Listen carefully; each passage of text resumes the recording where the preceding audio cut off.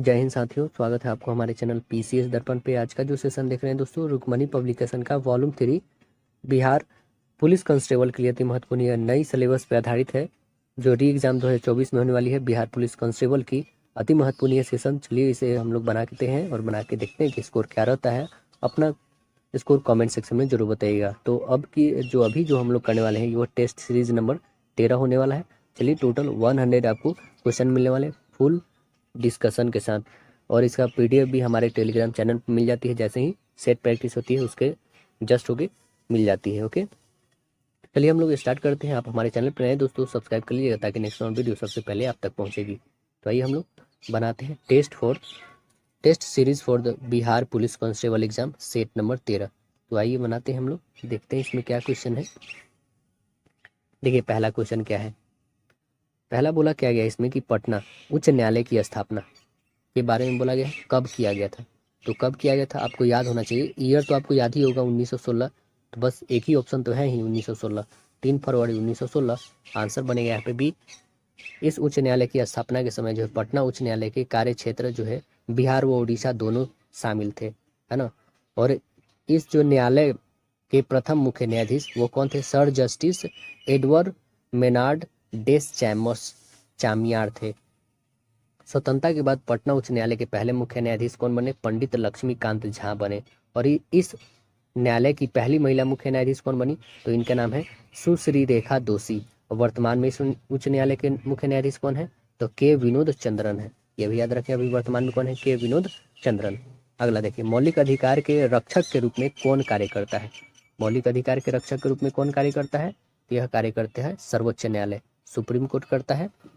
Indian high court act 1861 में लाया गया था। यह भारत में उच्च न्यायालय संस्था जो है सर्वप्रथम गठन 1962 में कोलकाता, बम्बई, मद्रास उच्च न्यायालय की स्थापना किया गया। 1866 में चौथा उच्च न्यायालय की स्थापना इलाहाबाद में किया गया। भारत में अभी वर्तमान में 25वां उच्च न्यायालय जो है आंध्र प्रदेश में किया गया है। और भारत में संघीय न्यायालय की स्थापना 1 अक्टूबर 1937 में किया गया था। संघीय न्यायालय के प्रथम न्यायाधीश सर मैरिस लिफोर्ड गिबेयर थे। संविधान के अनुच्छेद 124 में क्या कहा गया है? कहा गया है कि यह जो है भारत में उच्चतम न्यायालय की स्थापना के लिए बात कहा गया है कि स्थापना होगी। और वर्तमान में उच्च न्यायालय के मुख्य न्यायाधीश कौन है? उच्च न्यायालय के मुख्य न्यायाधीश है डॉक्टर DY चंद्रचूड़ हैं, जो 50वें क्रम के हैं। ठीक है, अगला प्रश्न देखिए, न्यायपालिका संविधान के प्रतिकूल विधि को निरस्त घोषित कर सकती है, इसे हम क्या कहते हैं? इसे हम कहते हैं न्यायिक पूर्वालोकन। आंसर क्या बनेगा? न्यायिक पूर्वालोकन ऑप्शन सी होगा। भारत के संविधान के अनुच्छेद 13, 226 और 137 आदि जो अनुच्छेद द्वारा न्यायिक पूर्वालोकन का प्रावधान किया गया है। इसके द्वारा जो है संसद द्वारा बनाए गए कानून को जो है न्यायालय में चुनौती दी जा सकती है। अनुच्छेद 226 में क्या गया है और 227 में क्या है? इसके अंतर्गत जो है राज्य के उच्च न्यायालय न्यायिक पूर्वालोकन की शक्ति को संपेकस करता है। अगला है, सदन में किसी बैठक के लिए जो है गणपूर्ति अध्यक्ष सहित कुल सदस्य संख्या का कितना होना चाहिए? कितना होना चाहिए? तो 1/10 होना चाहिए। आंसर सी बनेगा, 1/10 होना चाहिए। अनुच्छेद 5 में क्या कहा गया है? भाग 5 में क्या कहा गया है? अनुच्छेद 79 से लेकर के 122 तक है, भाग 5 में, है ना। संसद के बारे में वर्णन किया गया है। संविधान के आर्टिकल 79 में क्या है? संसद के लिए है। और 80 में क्या है? लोकसभा। और राज्यसभा कितने में है? नहीं, 80 में है राज्यसभा, 81 में है लोकसभा। अनुच्छेद 81 में है ना। 3 अंग है, कौन कौन? राष्ट्रपति, लोकसभा और राज्यसभा।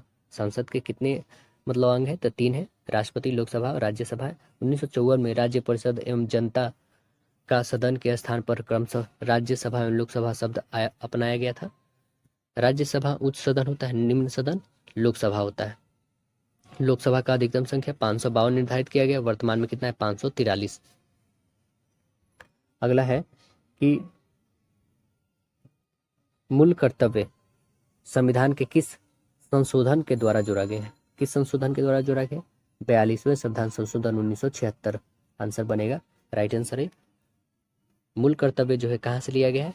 तो मूल कर्तव्य रूस से लिया गया है, भाग 4 के क में है, अनुच्छेद 51 के क में मूल कर्तव्य है।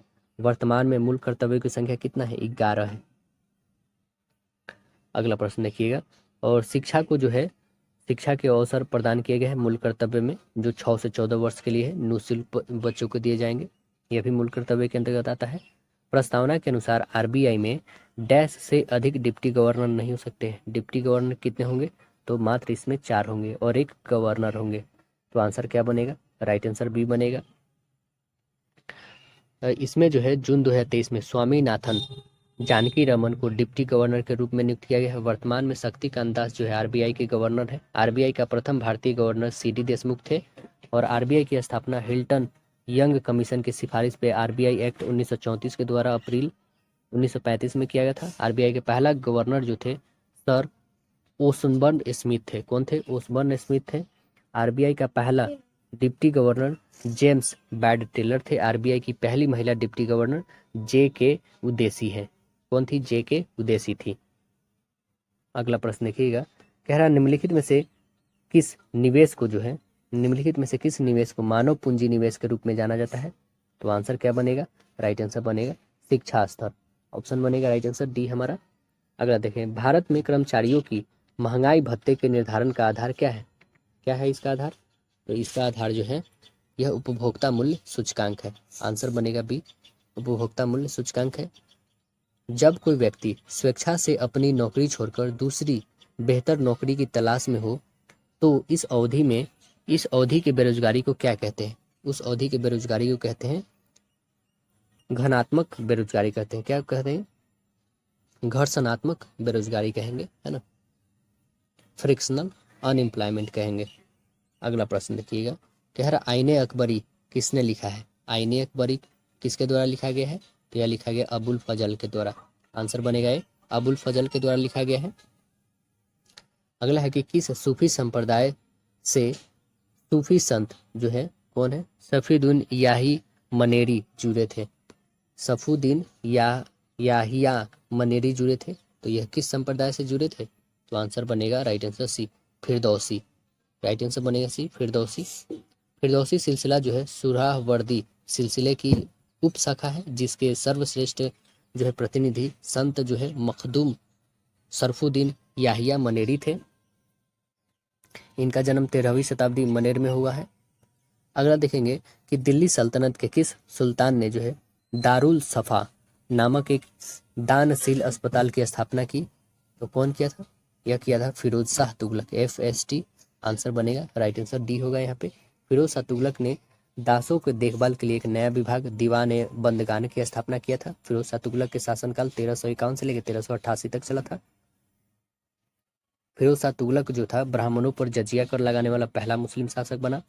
मोहम्मद बिन तुगलक मध्यकालीन सुल्तानों में सबसे अधिक शिक्षित एवं विद्वान व्यक्ति था। MBT जो मोहम्मद बिन तुगलक को उसकी सनक भरी योजनाओं के कारण जो है उसे स्वप्नशील, पागल और रक्त पिपासु कहा गया है।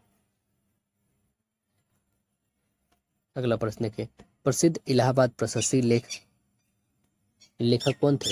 इलाहाबाद प्रशस्ति के लेखक कौन थे? तो आंसर बनेगा राइट आंसर बी, हरिसेन। कौन थे? हरिसेन थे। आंसर बी बनेगा।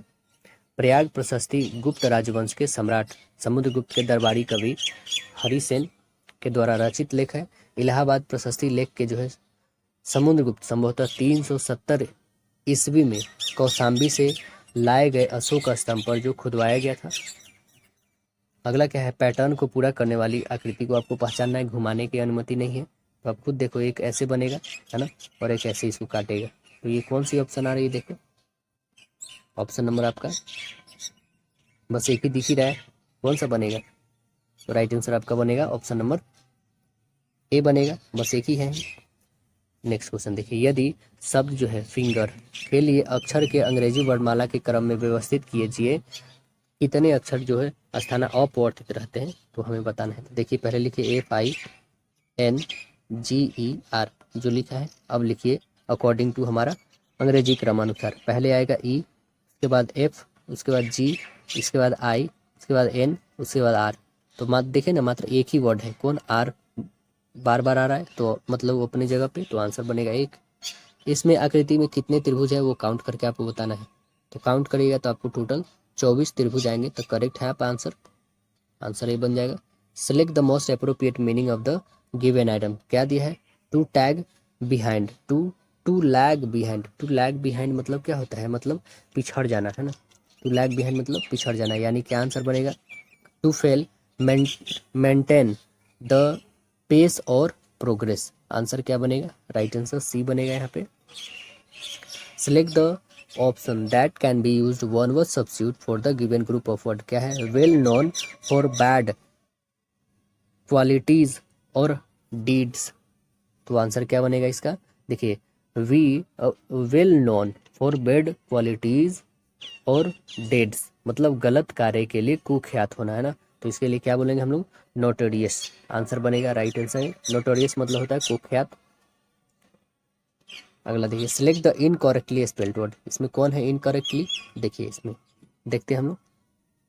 तो आप देखोगे तो पहला ही सक्सेसफुल जो है यहाँ पे इनकरेक्टली है, यह जो है सफल इसका होता है, मतलब यह सही वाक्य है यहाँ पे, है ना। तो आंसर क्या बनेगा, राइट आंसर है। Select the most appropriate option that can substitute the bold segment in the given sentence, if this is no need substitute it, select no substitute required, है ना। क्या है, tourism is one in the biggest businesses in the world, is one in the का क्या होगा यहाँ पे, है ना, इसके लिए। तो इसके लिए आप बता दें, यहाँ पे जो है इन प्रीपोजिशन का प्रयोग गलत होगा। प्रीपोजिशन इन की जगह पर क्या होगा, ऑफ का यूज होगा, है ना। इन की जगह पे क्या होगा, ऑफ। तो आंसर क्या बनेगा हमारा, राइट आंसर यहाँ पे बनेगा क्या, करेक्ट आंसर बनेगा B, is on of the होगा। Answer number B correct answer होगा। कहने का मतलब है कि सबसे बड़े व्यापार में से एक है ना, one of the biggest business.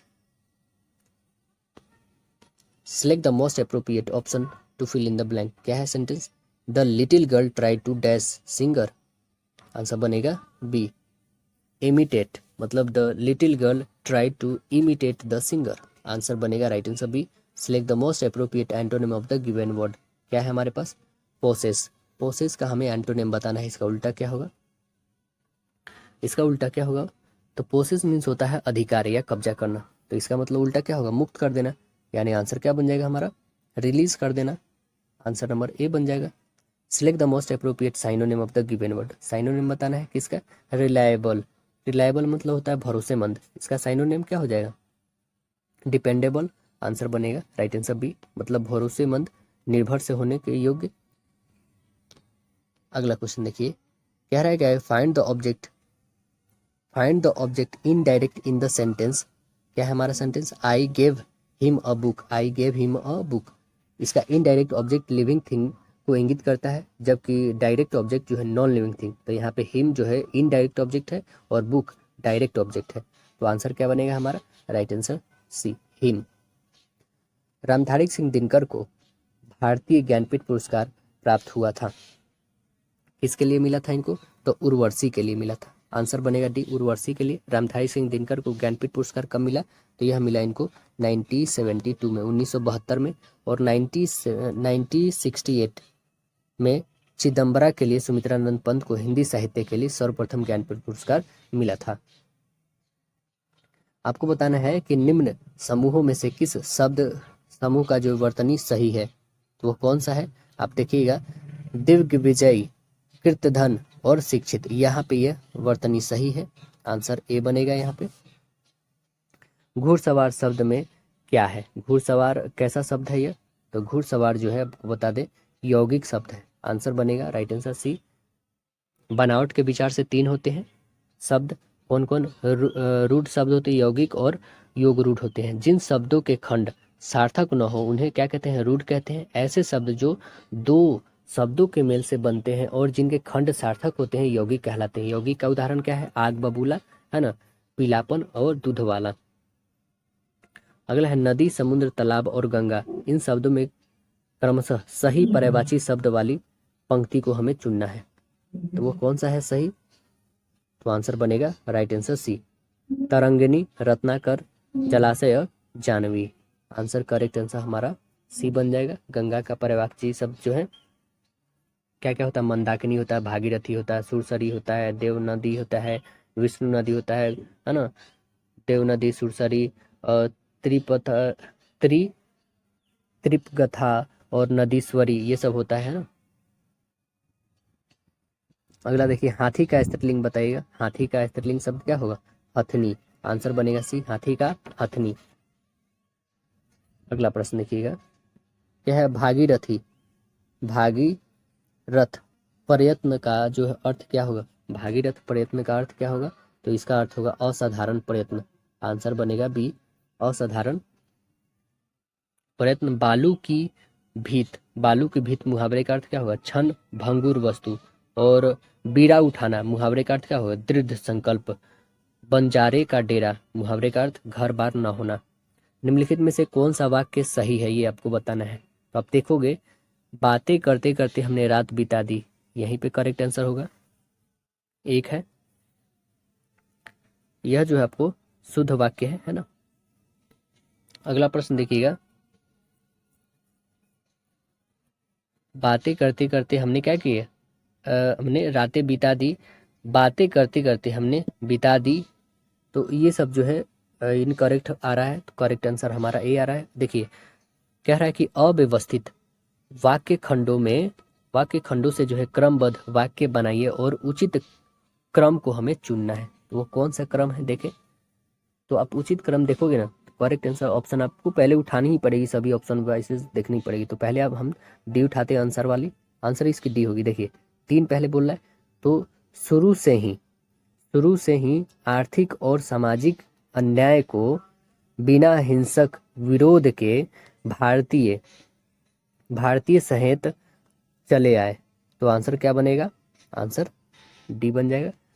कह रहा है कि जब पिंड वृत्ताकार मार्ग पर स्थिर कोणीय वेग से गतिमान है, तब जो है कोणीय त्वरण का मान क्या होगा, आपको बताना होगा। तब कोणीय त्वरण का मान जो होगा 0 होगा। आंसर क्या बनेगा? राइट आंसर ए बन जाएगा। यहाँ पे क्या हो जाएगा? 0 हो जाएगा।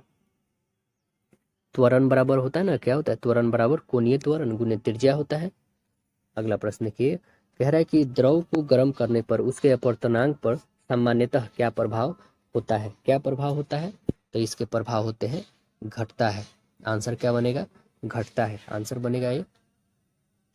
कुछ पदार्थ के अपवर्तनांक याद कर लीजिए, जैसे पानी का 1.33 होता है, एथिल अल्कोहल का 1.36 होता है, कांच का 1.5 से 1.9 तक है ना। केरोसिन ऑयल का क्या होता है? 1.44 होता है। हीरा का क्या होता है? 2.4 होता है, 2.42 होता है ना। और वायु का क्या होता है? तो 1 होता है। अगला प्रश्न देखिए, कह रहा है क्या एक आभासी लेंस को पर्दे पर एक प्रतिबिंब बनाने में प्रयुक्त किया जाता है? जब लेंस की ऊपरी भाग किसी अपारदर्शी पदार्थ से ढक दिया जाए तो क्या होगा? क्या हो जाएगा? तब होगा कि प्रतिबिंब की तीव्रता घटेगी। आंसर बनेगा राइट आंसर सी। वास्तविक प्रतिबिंब हमेशा क्या होता है? उल्टा होता है। आभासी प्रतिबिंब सीधा प्राप्त होता है। और जो उत्तल लेंस की फोकस दूरी एवं प्रकाशीय क्षमता होती है, वो कैसी होती है? धनात्मक होती है। अगला प्रश्न लिखेंगे, कह रहा है क्या इसमें कि किसी धात्विक तार का प्रतिरोध P है और धात्विक तार की लंबाई को दो गुना कर देने पर नई प्रतिरोधकता क्या हो जाएगी? 2 गुना जब कर दिया जाएगी तो क्या हो जाएगी? आपको पता है P इक्वल आर इंटू मतलब प्रतिरोधकता, रेसिडेंस इक्वल क्षेत्र जो रेसिस्टेंट होता है मतलब प्रतिरोध गुने एरिया बट्टे लंबाई होता है। तो हमें क्या निकालना है यहाँ पे? RA बट्टा एल, यानी ओम गुने मीटर। आंसर क्या बनेगा हमारा? तो आंसर बनेगा राइट आंसर डी, है ना। आंसर क्या बनेगा? ऑप्शन डी होगा यहाँ पे। अगला देखिए, कह रहा है दो गोलियां एक साथ एक ही स्थान से किंतु अलग अलग गति से क्षैतिज दिशा में दागी जाती है, कौन सी गोली मैदान को पहले भेदेगी? कौन है? तो यह है दोनों एक साथ भेदेगी। आंसर करेक्ट आंसर सी बनेगी। नेक्स्ट है क्या, हमारे पास दिया गया है सूत्र, ठीक है। यह किसको दर्शाता है आपको बताना है। यह किसको दर्शाता है? तो यहाँ पे आपको बता देंगे, यह जो है m आवर्धन को, h i प्रतिबिंब की लंबाई को, h0 वस्तु की लंबाई को दर्शाता है। तो आंसर क्या बनेगा? राइट आंसर ऑप्शन सी होगा। अगला देखिए, आपको आवर्धन क्षमता बराबर पता ही है क्या होता है? प्रतिबिंब दूरी बटा वस्तु की दूरी, मतलब -v/u होता है। अब देखिए, तांबे के तार से बनी एक वर्गाकार कुंडली किसी चुंबकीय क्षेत्र में घूर्णन कर रही है, तब कुंडली में प्रेरित धारा की दिशा सामान्य रूप से किस प्रकार जो है एक बार बदलेगी। तो आंसर बनेगा, राइट आंसर है, कुंडली के प्रत्येक आधे परिक्रमण पर बदलेगी। आंसर ए बनेगा। कह रहा है क्या, एल लंबाई, आर त्रिज्या और पी प्रतिरोधकता वाले एक तार का प्रतिरोधक क्या होगा। जैसा अभी हम लोग ने फॉर्मूला पढ़ा है, क्या होगा। तो आंसर क्या होगा, राइट आंसर हमारा ऑप्शन नंबर ए बनेगा, R equal P L by pi R square. अगला देखें, 1s2 2s2 2p6 और 2 और 3s2 इलेक्ट्रॉनिक विन्यास वाला तत्व क्या होगा। तो ये क्या, 2 2 4 4 6 10 और 2 12, यह 12 वाले क्या कहलाते हैं। तो 12 वाले क्या कहलाएंगे, 11 तो सोडियम होता है, जस्ट 12 में क्या होता है, तो 12 में होता है, बताइए क्या होता है, 12 भी धातु ही होगा, जस्ट उसके बाद मैग्नीशियम, यह क्षारीय मृद धातु है ना। तो आंसर क्या बनेगा हमारा, राइट आंसर ऑप्शन ए होगा। अगला प्रश्न देखें, कह रहा है क्या, तृतीय बौद्ध सभा का सभापतित्व कौन किए थे और ये कहाँ पे हुआ था, कब हुआ था, ये भी बताइएगा आप। देखिए, तो तृतीय जो हुआ था ना, ये 250 ईसा पूर्व में हुआ था। कब होता है, 250 ईसा पूर्व में होता है। और इसके जो है सभापतित्व कौन किए थे, तीसरा का। तो तीसरा का बता दे, इसका सभापतित्व जो है कौन किए थे, मोगली पुत्र तिसस के थे। कहने का मतलब उसका अध्यक्षा कौन के थे, तो मोगली पुत्र तिसस के थे। और उस समय शासक किन की थी, अशोक का था, तीसरे में, है ना। तो आंसर यहाँ पे बनेगा राइट आंसर डी। लेकिन हम लोग चारों जो है बौद्ध संगीति जो हुई है उसके बारे में जानेंगे। पहला पहला कब होता है, तो 483 ईसा पूर्व में होता है। कहाँ पे, राजगीर में होता है। दूसरा होता है, अच्छा पहले पूरे डिटेल जानते जाते हैं। 483 ईसा पूर्व में राजगीर में होता है। अजातशत्रु इसके अध्यक्ष होते हैं। अजातशत्रु के शासनकाल होता है, अध्यक्ष होते हैं महाकश्यप पहले में। दूसरा जो कार्य उनका बौद्ध संगीति होती है वैशाली में होती है, 383 ईसा पूर्व में होती है, कालाशोक के शासनकाल में होता है, सबा कामी उसके अध्यक्ष होते हैं। तीसरा जो होता है पाटलिपुत्रा में 250 ईसा पूर्व में होता है, अशोक के शासनकाल में होता है, मोगलीपुत्र तिसस इसके अध्यक्ष होते हैं। चौथा कुंडलवन कश्मीर में होता है और यह प्रथम शताब्दी में होता है, कनिष्क के शासनकाल में होता है, वसुमित्र इसके अध्यक्ष होते हैं। इसी समय जो है बौद्ध धर्म जो है हीनयान और महायान में विभाजित हो जाता है। अगला है, फरवरी 1922 में पुलिस चौकी में आग लगने की घटना से संबंधित जो है चौरी चौरा कांड किस राज्य में होता है। ये तो पता है कि उत्तर प्रदेश के किस डिस्ट्रिक्ट में होता है, यदि पूछा जाए तब क्या बताइएगा आप, तो गोरखपुर डिस्ट्रिक्ट में होता है। ओके, तो आंसर यहाँ पे हमारा राइट आंसर ए बन जाएगा, है ना। तो देखिए यहाँ पे 5 फरवरी को ये होता है। इस घटना के बाद गांधी जी ने असहयोग आंदोलन 12 फरवरी 1922 को वापस ले लेते हैं। चौरी चौरा कांड में 22 पुलिसकर्मी एक साथ को जिंदा जला दिया जाता है। और यहाँ पे जो असहयोग आंदोलन अचानक से वापस लेने का निर्णय को सुभाष चंद्र बोस ने राष्ट्रीय विपदा कहा। क्या कहा, राष्ट्रीय विपदा कहा।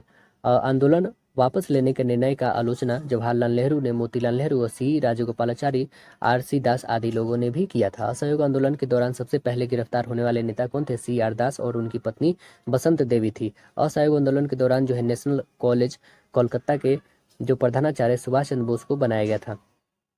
नेशनल कॉलेज का प्रधानाचार्य कौन बने थे, सुभाष चंद्र बोस जी बने थे। अगला प्रश्न देखिएगा, यूनाइटेड स्टेट्स का राष्ट्रीय खेल क्या है। बताइए राष्ट्रीय खेल क्या है इसका, बेसबॉल है। आंसर बनेगा बी, बेसबॉल। सबसे पहले 1846 में इंग्लैंड में हुआ था। और स्कॉटलैंड का जो है राष्ट्रीय खेल क्या है, रग्बी फुटबॉल है। राजस्थान का राजकीय खेल क्या है, बास्केटबॉल है। और भारत का क्या है, तो हॉकी है। अगला प्रश्न देखिए, फीफा विश्व कप 2026 का आयोजन कहाँ पर किया जाएगा। फीफा विश्व कप 2026 का आयोजन तो यह कहाँ पर किया जाएगा, यूनाइटेड स्टेट में, USA, कनाडा और मैक्सिको में किया जाएगा। तो आंसर क्या बनेगा, ऑप्शन नंबर आपका राइट आंसर डी होगा। 3 देश में होगा, USA होगा, कनाडा में होगा, मैक्सिको में होगा, है ना। 2022 का फीफा विश्व कप का आयोजन कतर में किया गया था, जिसमें अर्जेंटीना ने फ्रांस को पराजित कर दिया था। और प्रथम फीफा विश्व कप जो हुआ था 1930 में जारी किया गया था। कि संविधान में वर्णित लोक लेखा समिति में कितने सदस्य होते हैं, कितने सदस्य होते हैं। तो आंसर बनेगा राइट आंसर ऑप्शन सी होते हैं। लोक लेखा में कितने होते हैं, 22 होते हैं, जिसमें 15 जो है कहाँ से आते हैं, तो लोकसभा से इलेक्टेड होते हैं और 7 जो होते हैं राज्यसभा से। टोटल 22 सदस्य होते हैं। तो आंसर यहाँ पे सी करेक्ट आंसर बनेगा। संघ की राज्य भाषा हिंदी और लिपि देवनागरी, इसका उल्लेख जो है किस अनुच्छेद में किया गया है, आपको बताना है। कौन से अनुच्छेद में किया गया है, तो अनुच्छेद 343 में किया गया। आंसर बनेगा राइट आंसर डी होगा यहाँ पे। 14 सितंबर, कब? 14 सितंबर 1949, 1949 को जो है हिंदी को संवैधानिक रूप से राज्य भाषा घोषित किया गया और प्रत्येक वर्ष 14 सितंबर को हिंदी दिवस के रूप में मनाया जाता है। संविधान के भाग 17 अनुच्छेद जो है 343 से लेके भाग 17 जो है 343 से लेके 351 तक का संबंध जो है राजभाषा से है। संविधान की अनुसूची जो है अष्टम का संबंध किससे है? राजभाषा से। इसमें टोटल कितने भाषा है? 22 भाषा है अनुसूची 8 में। और संविधान का जो है अनुच्छेद 120 जो है संसद के कार्यवाहियों की भाषा के संबंध में है। और प्रथम राज्य भाषा आयोग का गठन जो है बाल गंगाधर खेर की अध्यक्षता में 1955 में हुआ था। बाल गंगाधर तिलक और खेर की अध्यक्षता में कब हुआ था? तो 1955 में किया गया था। खेर में किया गया था, बाल गंगाधर तिलक की अध्यक्षता में। अगला क्वेश्चन है क्या कि लोकसभा सदस्य होने के लिए न्यूनतम आयु क्या होनी चाहिए? न्यूनतम उम्र क्या होनी चाहिए? 25 वर्ष होनी चाहिए। आंसर क्या बनेगा? ऑप्शन बी बनेगा, है ना। लोकसभा निचला सदन कहलाता है। इसमें अधिकतम सीट 552 होती है। 530 जो है राज्य के प्रतिनिधित्व होते हैं और 20 जो है संघ जो राज्य क्षेत्र होता है उसका प्रतिनिधित्व होते हैं। एंग्लो इंडियन समुदाय के 2 सदस्य जो राष्ट्रपति नामित करते हैं। 18वीं लोकसभा के अध्यक्ष कौन बने हैं? तो 18वीं लोकसभा के फिर से वही इलेक्टेड हुए हैं, ओम बिरला को ही बनाया गया है। लोकसभा के महासचिव उत्पल कुमार और लोकसभा के नेता कौन बने हैं? प्रधानमंत्री। और लोकसभा के विपक्ष नेता कौन बने हैं? तो वह बने हैं विपक्ष नेता मल्लिकार्जुन खड़गे बने हैं। अगला क्वेश्चन देखिएगा,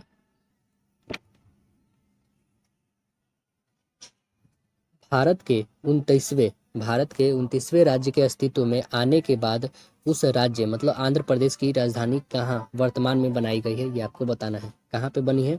अमरावती में। आंसर बनेगा बी, अमरावती। भारत के 29वें राज्य 2 जून 2014 को 29वें राज्य के रूप में तेलंगाना का निर्माण हुआ और श्री कृष्ण आयोग के सिफारिश पर आंध्र प्रदेश का विभाजन किया गया। वर्तमान में तेलंगाना की राजधानी हैदराबाद है। वर्तमान में इसके राज्यपाल CP राधाकृष्णन है। वर्तमान में मुख्यमंत्री कौन है? रेवंत रेड्डी। भारत में राष्ट्रीय मानवाधिकार आयोग का स्थापना कब किया गया? स्थापना किया गया 1993 ईस्वी में। मानवाधिकार की रक्षा हेतु जो है राष्ट्रीय मानवाधिकार आयोग का संवैधानिक निकाय है। प्रत्येक जो है प्रति 10 दिसंबर को अंतर्राष्ट्रीय मानवाधिकार दिवस के रूप में मनाया जाता है। कब मनाते हैं? 10 दिसंबर को। अगला प्रश्न देखिएगा, कह रहा है क्या 1944 में गांधीवादी योजना को प्रतिपादित किया था? कौन के थे 1944 में? तो आंसर बनेगा right answer D, Shriman Narayan Agarwal ने किया था। श्रीमन नारायण अग्रवाल। आंसर बनेगा डी यहाँ पे। जयप्रकाश नारायण 1950 में सर्वोदय योजना लाए थे। MN रॉय 1945 में जन योजना लाए थे और राष्ट्रीय नियोजन समिति 1938 में पंडित जवाहरलाल नेहरू की अध्यक्षता में गठित किया गया था। अगला है राष्ट्रीय खाद्य सुरक्षा अधिनियम निम्नलिखित में से किस वर्ष किया गया था? बताइएगा। तो आंसर क्या बनेगा आपके? Right answer option number B बनेगा यहाँ पे 2013 में। कब? 2013 में। और राजकोषीय घाटे से क्या मतलब है? राजकोषीय घाटे से मतलब है कि कुल व्यय माइनस जो राजस्व प्राप्तियां होती हैं प्लस में ऋणों की वसूली और विनिवेश की प्राप्तियां। तो आंसर क्या बनेगा? राइट आंसर ए बनेगा। अगला क्वेश्चन कह रहा है कि निम्नलिखित में से कौन ऊर्जा का गैर परंपरागत स्रोत नहीं है? कौन नहीं है बताइएगा। तो कोयला ऊर्जा जो है गैर परंपरागत स्रोत नहीं है। आंसर यहाँ पे क्या बनेगा? राइट आंसर डी बनेगा। अगला क्वेश्चन बोल क्या रहा है हमारा कि 10 रुपये प्रति लीटर का मिश्रण प्राप्त करने के लिए पानी और 15 रुपये प्रति लीटर की दूध का अनुपात क्या होना चाहिए? पानी निःशुल्क उपलब्ध है। तो देखिए पानी निःशुल्क कहने का मतलब कि 0 रुपये है, तो पानी जो है 0 रुपये, ठीक। दूध जो है 15 रुपये है, इसी रेशियो में दे रहा है। तो इनका मिश्रण दे रखा है 10 रुपये प्रति। तो देखिए यहाँ से घटाइए तो कितना आ जाएगा? 5। इसमें से घटाइए तो कितना आ जाएगा? 10। तो रेशियो निकालोगे तो आप 1:2 आएगा। 1:2 पानी और दूध का अनुपात क्या आ गया? 1:2 आ गया। तो आंसर क्या बनेगा हमारा? Right answer 1:2 option number B बनेगा। अगला देखिए कह रहा है क्या कि किसी शहर की जनसंख्या 5% वार्षिक दर से बढ़ जा रही है ना, 2 साल बाद शहर की जनसंख्या कितनी होगी यदि वर्तमान जनसंख्या 16,000 है। वर्तमान कहने का मतलब मूलधन दिया है, आपके पास रेट भी दिया है ना, आपके पास टाइम भी दिया है। तो आपको क्या निकालना है, मिश्रधन निकालना है। तो चलिए हम लोग मिश्रधन निकाल लेते हैं। मिश्रधन निकालने का आपका फॉर्मूला आपके पास है, आप शॉर्ट फॉर्म में भी निकाल सकते हैं सिर्फ रेट से। ठीक है, रेट कितना है हमारे पास 5% बट्टे 100 करते हैं रेट के लिए। 5 से काटिए 20 टाइम में, है ना, ये एक तो 20 है। ये जो हमारा मूल है, मूल में एक जोड़ देंगे तो कितना 21, 21 बट्टे 20 आ गया। कितने सालों के लिए निकालना है, 2 सालों के बाद। तो इसका होल स्क्वायर कर दीजिए, 2 साल के लिए क्या रहा है तो इसका कितना 441 हो जाएगा और इसका टोटल 400 हो जाएगा, होगा ना। दोनों का डिफरेंस, ऊपर वाले को कहते हैं मिश्रधन और नीचे वाले को कहते हैं मूलधन। ठीक है, और दोनों का जो डिफरेंस निकलेगा उसे कहते हैं कंपाउंड इंटरेस्ट, मतलब चक्रवृद्धि ब्याज कहते हैं। तो 41 रुपया जो आ गया हमारे पास चक्रवृद्धि ब्याज, लेकिन हमारे पास मूलधन दे रखा है 400 के बदले 16,000, तो 400 बराबर हमारा 16,000 दे रखा है। ठीक है, तो 1 यूनिट बराबर कितना होगा 16,000 बट्टे 400 होगा। हमें निकालना क्या है, तो हमें निकालना है मिश्रधन। तो यानी गुना किससे करना पड़ेगा, 441 से करना पड़ेगा, हमें मिश्रधन निकालना है। तो मिश्रधन से गुना करेंगे, 2 जीरो से 2 जीरो काटिए, 4 से काटिए, 4 चौका 40, गुना कर दीजिए। तो 4 चौका 16, 4 चौका 16 एक 17, एक कैरी, मतलब 17,640। देखिए ऑप्शन नंबर है 17,640, यहाँ ऑप्शन नंबर डी है, हमने ये गलत कर दिया, आंसर यहाँ पे डी होगा, है ना। अगला देखिए, कह रहा है कि एक व्यक्ति धारा के विपरीत दिशा में 15 किलोमीटर और धारा की दिशा में 18 किलोमीटर नौकायान करता है। हर बार जो है 3 घंटा लगता है उसे, तो धारा का चाल कितना होगा ये हमें बताना होगा। धारा का चाल कितना हो जाएगा, तो चलिए हम लोग निकाल के देखते हैं कि कितना आ रहा है धारा का चाल। मान लेते हैं कि अशांत जल में नाव का चाल x किलोमीटर प्रति घंटा और धारा की चाल y किलोमीटर प्रति घंटा। तो विपरीत दिशा में क्या हो जाएगा, नाव का चाल 15/3, 15 दिया है, 3 किलोमीटर घंटा लगता है, तो 15/3 हो जाएगा। यानी x माइनस वाई बराबर क्या हो जाएगा 5 हो जाएगा। 3 से काटोगे तो 5 ही ना आएगा। और धारा की दिशा में क्या हो जाएगा, तो 18/3 यानी 6, तो x और प्लस वाई बराबर 6। तो इक्वेशन 1 और 2 को आप घटा दो। चलो यहाँ पे हम लोग बना के देखते हैं। पहले शांत जल में नाव की चाल क्या है हमारे पास x किलोमीटर प्रति घंटा है और धारा की चाल y किलोमीटर प्रति घंटा है। तब हमारे विपरीत दिशा में बताना है नाव की चाल कितनी हो जाएगी 15/3, 15/3 तक काटोगे तो 5 आएगा। यानी कि x माइनस वाई करोगे तो कितना 5। ये पहला इक्वेशन ले लो। दूसरा क्या कर रहा है, धारा की दिशा में नाव की चाल, तो 18/3 करोगे तो 3 से कटेगा 6 टाइम में, तो x प्लस वाई बराबर क्या हो जाएगी 6। इक्वेशन 2 ले लो। इक्वेशन 1 और 2 के देखो, यहाँ से हम क्या कर देते हैं जोड़ देते हैं। तो चलो x माइनस वाई इक्वल 5 है और x प्लस वाई इक्वल क्या है 6 है। तो जोड़ोगे तो ये कैंसिल हो गया, ये 2x इक्वल 11, यानी x की वैल्यू कितनी आ गई 11/2 आ गया। 11 हमारा क्या आ गया यहाँ पे 2 आ गया। या फिर आप यहाँ पे ये भी कर सकते थे, घटा भी सकते थे। ठीक है, जोड़े जैसे हमने यहाँ पे आप घटा भी सकते थे। हमें क्या, चलिए यहाँ पे हम घटा के देखते एक बार। जैसे घटाइए तो माइनस, ये माइनस और ये भी माइनस, तो ये माइनस प्लस माइनस और माइनस माइनस ये प्लस हो जाएगा 2y, और यहाँ पे माइनस करोगे तो -1, यानी y की वैल्यू क्या आ जाएगी -1/2। -1/2 आया किसका, y का वैल्यू। तो x की वैल्यू हमने फाइंड कर रखा है, लेकिन हमें क्या y हम क्या माने थे, धारा की चाल माने थे, है ना। y क्या माने थे, धारा की चाल। हमें निकालना क्या है, धारा की चाल ही, तो इसलिए y को हमने फाइंड करा। तो क्या निकला, क्या माइनस में हम दिखाएंगे किलोमीटर प्रति घंटा, नहीं, तो इसलिए हमारा पॉजिटिव में होगा। कितना होगा, हाफ। सीधे देखिए यहाँ पे ऑप्शन कौन सा है, हाफ। तो राइट आंसर ऑप्शन नंबर आपका हो जाएगा ऑप्शन नंबर ए। अगला क्वेश्चन देखिएगा, कह रहा है क्या इसमें कि एक आयत की लंबाई 15% कमी और चौड़ाई 10% की वृद्धि की जाती है, तो क्षेत्रफल में कितना प्रतिशत परिवर्तन होगा। पहला कमी किया जा रहा 15 और बढ़ाया जा रहा 10। तो आइए हम लोग बनाते हैं ए बी फॉर्मूला पे। पहले 15 कम किया जा रहा है, ठीक है, ठीक है, यहाँ पे कम कर दीजिए 15 को। फिर बढ़ाया जा रहा 10, प्लस माइनस माइनस 15 और गुने 10/100। तो इसमें से घटेगा तो -5 और ये आपका कटेगा तो काटिए, इसको ये भी रन दीजिए, कितना हो जाएगा, माइनस में आ जाएगा 1.5, घटाए माइनस माइनस क्या हो जाएगा प्लस, यानी कितने हो जाएंगे 6.5 माइनस में। तो आंसर क्या हो जाएगा हमारा, कमी आया है कितना 6.5% की कमी। देखिए ऑप्शन नंबर कौन है, तो आंसर आ जाएगा 6.5% की कमी। आंसर नंबर बन गया आपका डी। अगला देखिएगा, एक व्यापारी अपने माल को लागत मूल्य से 50% अधिक पर अंकित करता है और 30% की छूट देता है, तो उसका जो लाभ प्रतिशत क्या होगा हमें बताना होगा। तो लाभ प्रतिशत कितना हो जाएगा, ये भी हम ए बी फार्मूला पे बना देंगे। तो आइए हम लोग ए बी फार्मूला पे इसे भी बना के दिखाते हैं।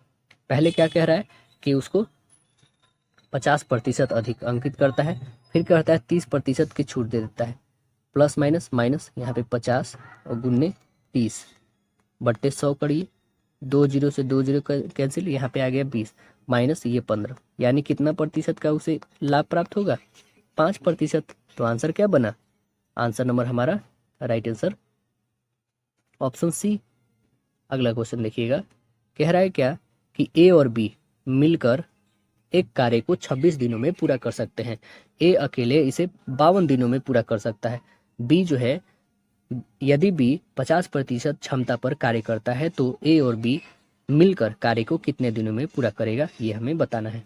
तो चलिए यहाँ पे बनाते हैं हम लोग, ए और बी मिलकर 26 दिनों में करता है, ठीक है। यहाँ पे बनाते हैं हम ए और बी, ए और प्लस बी कितने दिनों में, 26 दिनों में करता है। ए जो है 52 दिनों में करता है, ठीक है। इन दोनों का हम लोग एलसीएम लेंगे तो कितना आ जाएगा, 52, 26 दूना 52 और 52 एकम 52, ठीक है। और बी का कार्य क्षमता जो है कितना है, वो 2 गुना है, किससे, ए से, तो 1 घटा लो तो कितना, 1 है। बी की कार्य क्षमता 1 है, तो बी की कार्य क्षमता 50%, 1 गुने हाफ जो करोगे तो कितना हो जाएगा, 0.5।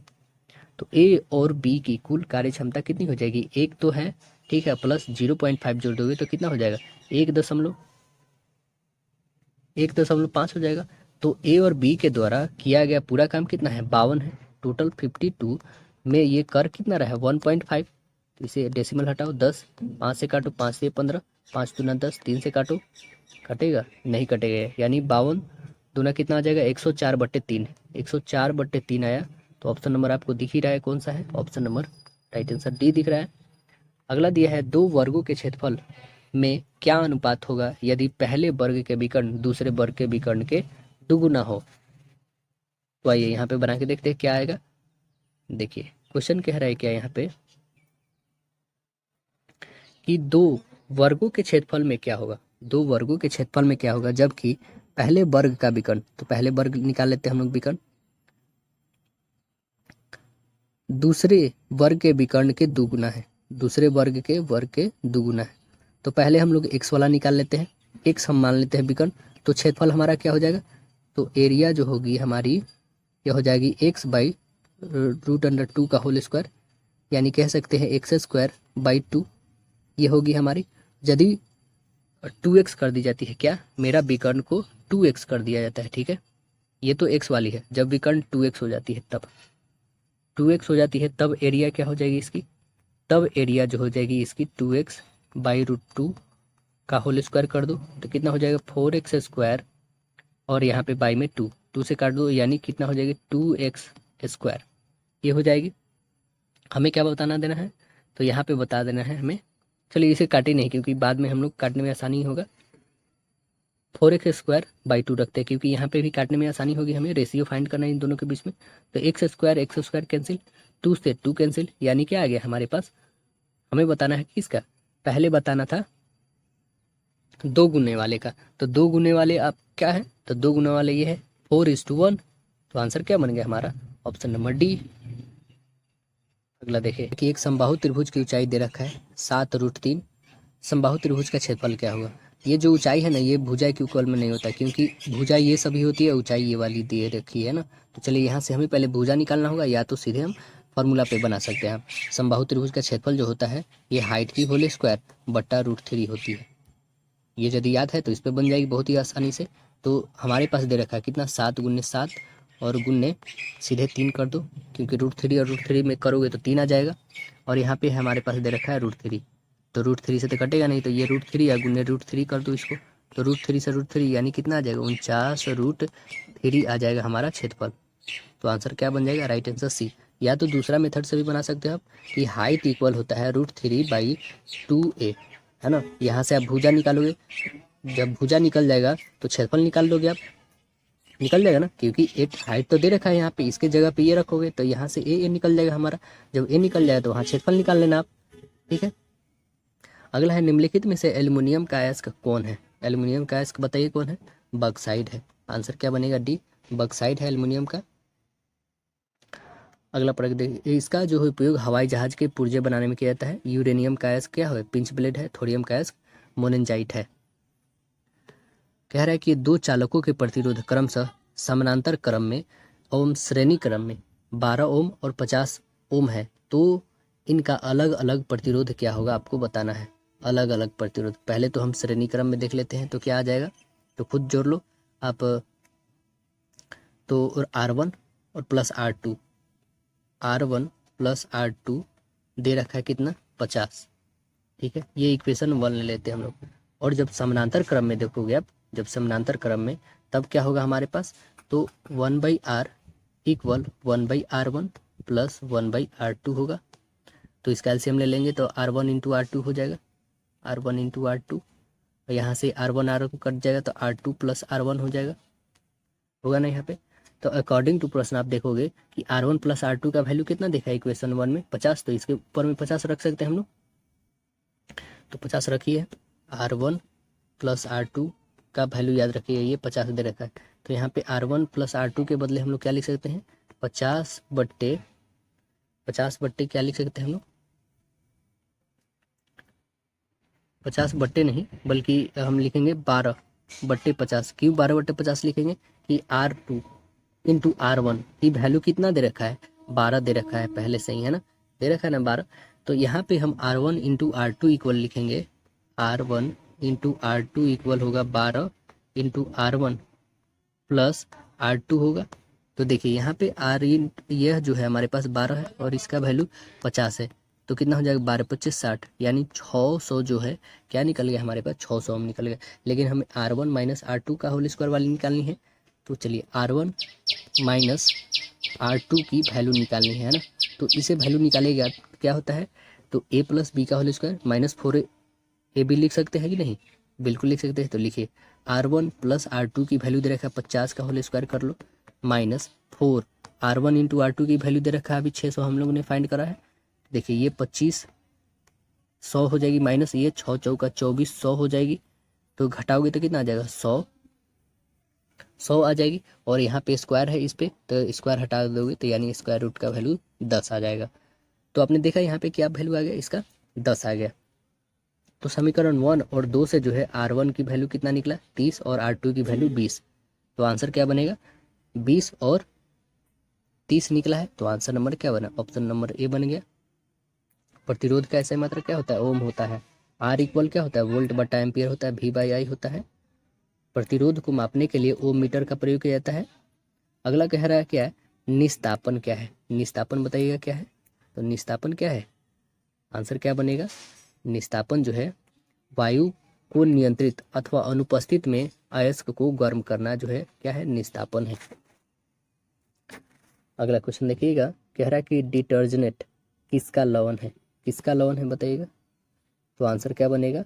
राइट आंसर बी, सल्फोनिक अम्ल, या फिर कहिए इसको एल्किक हाइड्रोजन सल्फेट का। तो आंसर बनेगा राइट आंसर बी बनेगा यहाँ पे। साबुन जो है उच्च वसीय अम्ल का सोडियम या पोटेशियम लवण होता है। अम्ल ABCD का pH मान 1 2 3 4 है, इनमें से सबसे शक्तिशाली अम्ल कौन सा है? ए है यहाँ पे सबसे ज़्यादा, क्योंकि इसका वैल्यू 1 है और सबसे अधिक यह आयन प्लस देगा।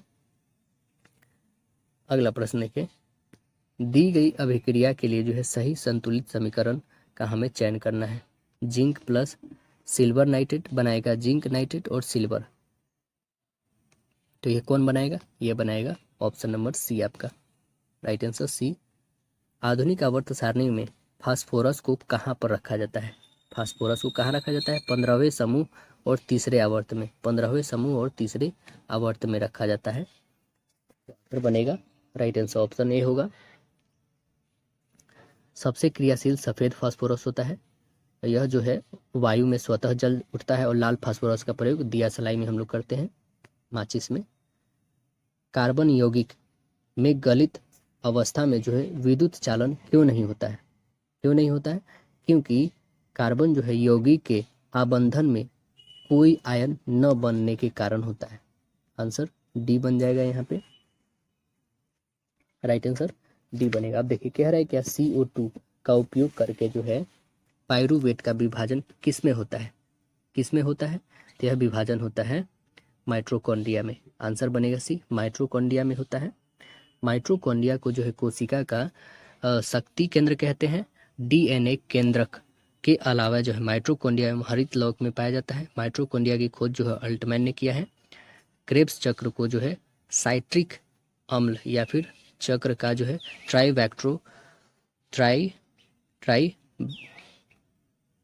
ट्राइबैकोसिल्स चक्र भी कहा जाता है।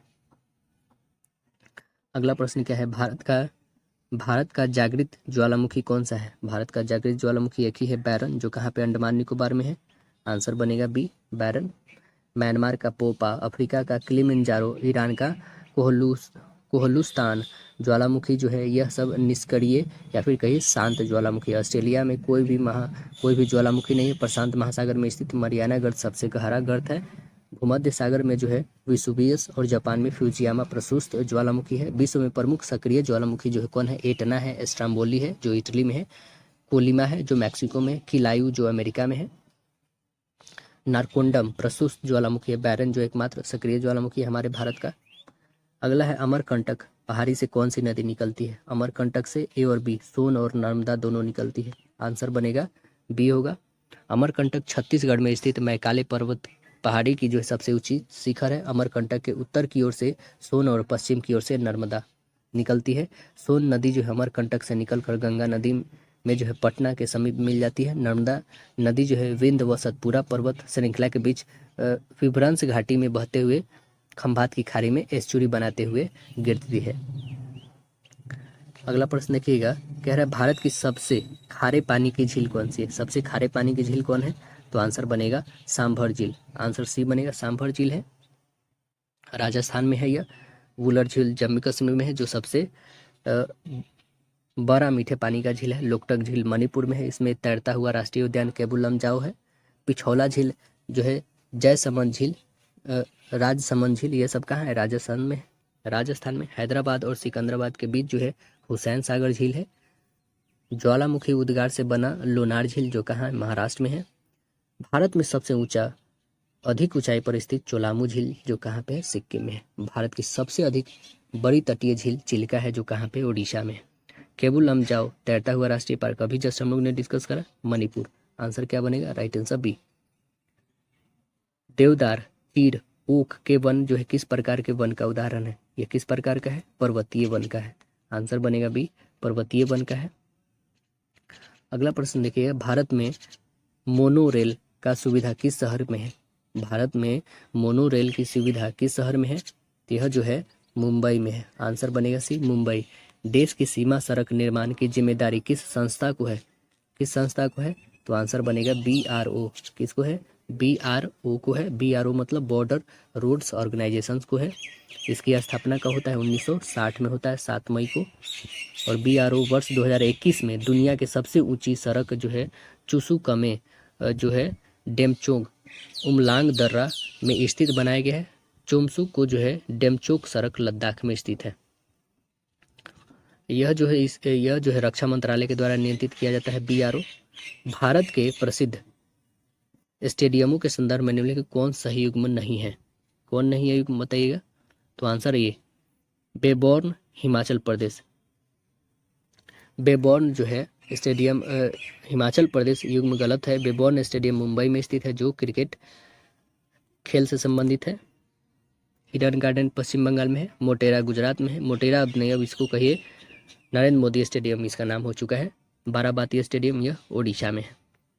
हाल ही में कौन सा राज्य कर्मचारी के लिए पुरानी पेंशन योजना बहाल करने वाला पहला राज्य बन गया है, तो कौन राज्य है, इसका नाम है सिक्किम। आंसर बनेगा सी, सिक्किम है। 2 अक्टूबर 2002 बजट 2023 और 24 में पूंजी व्यय और राजकोषीय घाटे के बीच का अनुपात कितना प्रतिशत अनुमानित किया गया है, 56% किया गया है। कितना किया गया है। और केंद्रीय बजट जो है 2023 से 24 में राजकोषीय घाटा GDP कितना है, 5.9% रहने का अनुमान है। नॉर्वेस्टर्स का अध्ययन करने वाले भारत का पहला शोध केंद्र कहाँ पर स्थापित होगा? कहाँ पर होगा?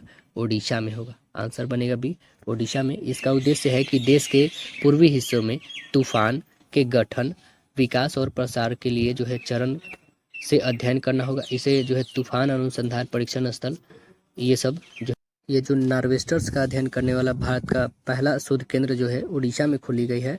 यह जो पश्चिम बंगाल, ओडिशा और झारखंड से सटे बड़े क्षेत्र को भी कवर करेगा। किस कंपनी ने अपना पहला हाइड्रोजन हरित संयंत्र स्थापित 2024 में किया है? तो इसका नाम है गेल नाम है। आंसर बनेगा बी, गेल, जो मध्य प्रदेश के विजयपुर में किया गया है 2024 में। नेक्स्ट क्वेश्चन है क्या है इसमें कि भारतीय राष्ट्रीय अभिलेखागार ने प्रवासी अभिलेखों का पहला विदेशी डिजिटलीकरण कार्य शुरू कहाँ पर किया है? तो यह किया है ओमान में। कहाँ पर किया है? ओमान में किया है। हाल ही में फरवरी 2024 में भारत का पहला डिजिटल राष्ट्रीय पुरालेख संग्रहालय का उद्घाटन हैदराबाद में किया गया है। और भारतीय राष्ट्रीय अभिलेखागार की स्थापना 1891 में कोलकाता में इंपीरियल रिकॉर्ड्स विभाग के रूप में किया गया था, जो भारत सरकार के केंद्रीय रिकॉर्ड कार्यालय के रूप में कार्य करता था। 30 मीटर ऊंचे पेड़ की जमीन पर निर्मित छाया का लंबाई कितना है? 10√3 मीटर है। तो सूर्य का उन्नयन कोण डिग्री में बताना है कि कितना होगा। तो यह कितना होगा? इसके लिए दिए रखा है 30 मीटर हाइट दिया है और इसका डिस्टेंस दे रखा है 10√3। यहाँ पे ए की वैल्यू बी और ये सी। तो हमें थीटा का वैल्यू पता करना है। जिसमें परपेंडिकुलर और बेस रहे उसे टैन से डिनोट करते हैं। टैन थीटा इक्वल क्या होगा? 30 परपेंडिकुलर बाई बेस 10√3। इसे काटी √3 मल्टीपल √3 बाई √3। एक √3 से एक √3 किसकी वैल्यू होती है? तो tan 60 की। तो आंसर क्या आ गया हमारा? थीटा का वैल्यू 60। आंसर बन गया राइट आंसर डी। कोई रेलगाड़ी एक खंबे को 12 सेकंड में और 170 मीटर लंबे एक पुल को जो है 36 सेकंड में पार कर लेती है, तो उस रेलगाड़ी की चाल किलोमीटर प्रति घंटा में बताना है कितना होगा। कितना है? 170 मीटर लंबे। तो 170 मीटर लंबे 12 सेकंड में 36 में से 12 तो कितने हो जाएंगे? 24 गुणे 18/5 काटी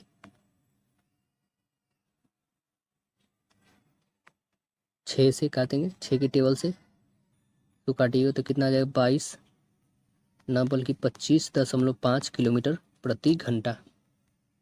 तो ऑप्शन क्या बनेगा? राइट आंसर ऑप्शन ए बन जाएगा। यहाँ पे 25.5 किलोमीटर प्रति घंटा होगा। दिया गया इक्वेशन है हमारे पास 5x + 3y - 19 = 0 हो तो इसका ढाल हमें ज्ञात करना है। तो इसका ढाल क्या होगा? इसका ढाल जो होगा x का गुणांक बट्टे y का गुणांक। तो x का गुणांक क्या है? x का गुणांक जो है 5 माइनस में 5 दे रखा है। इस दोनों का मल्टीपल पहले निकालेंगे। यहाँ पे x 5x + 3y - 19 है, तो इसका ढाल क्या होगा? तो हम पहले क्या करेंगे? 5x और 19 यहाँ पे दे रखा है। हमारे पास सीधे x का गुणांक कितना है? -5 और y का गुणांक कितना है? तो 3। तो हमारे पास कितना आ गया? -5/3, यानी ऑप्शन बी हो गया यहाँ पे।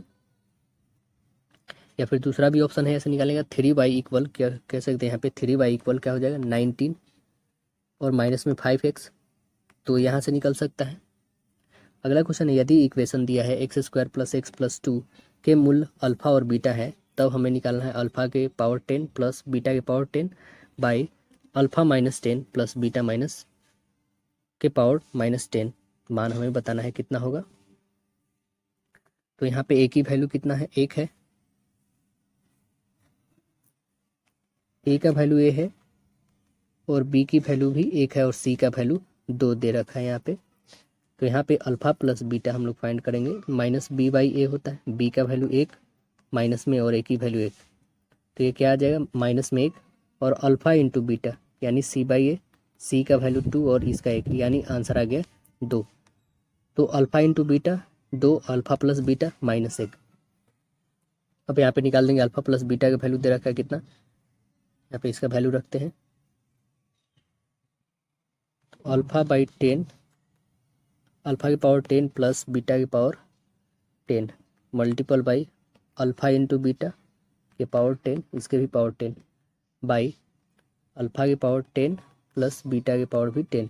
तो अल्फा इंटू बीटा की वैल्यू दे रखा है कितना 2, तो 2 के पावर कितने हो जाएंगे 10, यानी 2 के पावर 10 कहने का मतलब 1024। आंसर बनेगा ऑप्शन नंबर सी। यहाँ पे गणितीय चिन्हों को संयोजन करके बताना है क्रमिक रूप से कौन सा स्थान आएगा हमें संतुलित करने के लिए। ऑप्शन ए, ऑप्शन बी, सी और डी उठा के आप देखोगे तो कौन से संतुलित कर रही है, तो ऑप्शन नंबर बता देते हैं। करेक्ट आंसर आपका सी आएगा, इसे रखोगे तो फुलफिल कर जाएगा, राइट आंसर सी होगा। 5 मित्र दे दिए हैं जो वृत्ताकार मेज पर केंद्र की ओर मुख करके बैठते हैं, तो यहाँ 5 मित्र बनाइए, 2 4 1 5। जो ए यहाँ पे बैठता है, सी यहाँ पे, एफ यहाँ पर और ई यहाँ, तो बी बस यहाँ बैठता है। बताना है कि एफ सी के दाईं ओर ठीक बगल में है। एफ जो है सी के दाईं ओर ठीक बगल में है, ए और सी के बाईं के बगल में बैठा है, ठीक है, ए और सी के बाईं के बगल में बैठा है, ई एफ के दाईं बगल में बैठा है, ठीक है। तो बी के दाईं ओर ठीक बगल में कौन बैठा है, बी के दाईं ओर बगल में कौन बैठा है, ए बैठा है। आंसर बी बन जाएगा ऑप्शन नंबर।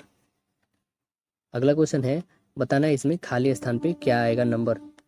7 से 1000, 4 से डैश, तो 12 से 3375 है। तो 7 और 3 जोड़ देंगे तो कितना हो जाएगा 10। 10 का होल क्यूब करोगे तो 1000। जैसे 4 आया है तो इसको क्या लिखेंगे हम लोग, 4 प्लस 3 7 होता है, 7 का होल क्यूब करोगे तो 343। आंसर क्या बनेगा, राइट आंसर सी होगा। वैसे 12 है तो 12 को हम क्या करेंगे, 12 प्लस 3 15, 15 का होल क्यूब करोगे तो इतना आता है। अगला है, प्रजनन की प्रक्रिया के दौरान उत्पन्न होने वाली विभिन्नताएं किस प्रकार की हो सकती है। यह हो सकता है वंशागत। आंसर बनेगा डी, वंशागत होता है। सबसे छोटी रक्त वाहिका को क्या कहते हैं, सबसे छोटी रक्त वाहिका को कोशिका कहते हैं। आंसर बनेगा डी। जीवित कोशिका की खोज कौन किए थे, एंटोनी वॉन लीवेनहॉक, और मृत कोशिका की खोज कौन किए थे, रॉबर्ट हुक के। अगला क्वेश्चन है कि मानवों में आहार नाल का इनमें से कौन सा भाग जो है अपसी पदार्थ का उत्सर्जन करता है, तो यह कौन सा है, यह जो है मल द्रव है, मल द्वार है, अनस बोलते हैं इसको हम लोग। अगला है क्या, पोषी तंतुओं के पतली जो पेशियां किस प्रोटीन पदार्थ से बनती है, तो यह बनी होती है, इनमें से सभी से बनी होती है। किस किस से, तो यह बनी होती है ट्रोपोपिन से, एक्टिन से और ट्रोपोमाइसिन से। आंसर बनेगा राइट आंसर डी। दूध जो है निष्कासन हार्मोन निम्नलिखित में से कौन सा है, यह आंसर बनेगा प्रोलैक्टिन और ऑक्सीटोसिन। आंसर बनेगा प्रोलैक्टिन और ऑक्सीटोसिन, आंसर डी बनेगा यहाँ पे। अगला प्रश्न है क्या, किसके प्रयोग जो है हमें गुणों की विकसित को एक पीढ़ी से अलग पीढ़ी में ले जाने के लिए तंत्र प्रदान करते हैं, तो वो कौन है, वह है मेंडल के। आंसर बनेगा सी, मेंडल के। सर्वप्रथम जो है जॉन मेंडल ने 1886 में अपने प्रयोगों के परिणाम स्वरूप जो है सिद्ध किया था कि माता पिता के लक्षण किसी प्रकार उनकी जो संतानों में हस्तांतरित होती है, और इसी कारण जो है मेंडल को आनुवंशिकता के जनक माना जाता है। जीन शब्द जोहानसन दिया था 1909 में। अगला है क्या, क्लेमाइडोमोनास जैसे कई एक कोशिकीय शैवाल जल में रहते हैं, वे श्वसन के लिए ऑक्सीजन कैसे ग्रहण करते हैं, तो कैसे ग्रहण करते हैं, वे अमीबा की तरह विसरण के द्वारा घुलित ऑक्सीजन अवशोषित करते हैं। अगला प्रश्न क्या है कि कोशिका श्वसन का पहला चरण जिसमें 6 कार्बन अणु वाले ग्लूकोज के 3 कार्बन अणु वाले पाइरूवेट में विखंडित होते हैं, किस कोशिकांग में घटित होता है, तो यह घटित होता है कोशिका द्रव में। आंसर बनेगा सी, कोशिका द्रव में घटित होता है। लास्ट क्वेश्चन हम लोग का, निम्नलिखित में से कौन सा भाग यह सुनिश्चित करता है कि श्वसन के दौरान वायु मार्ग बंद न हो सके, तो यह कौन है, तो आंसर बनेगा सी, उपस्थि वलय। उपस्थि वलय जो है यह सुनिश्चित करता है कि श्वसन के दौरान वायु मार्ग बंद न हो सके। उपस्थि वलय एक लचीला संयोजी ऊतक है, यह जो है श्वसनली को सहारा देता है और सांस लेने के दौरान इसे हिलाने और मुड़ने की अनुमति देता है। श्वसनली का कार्य जो है नीचे जैसे दिए गए बताते हैं।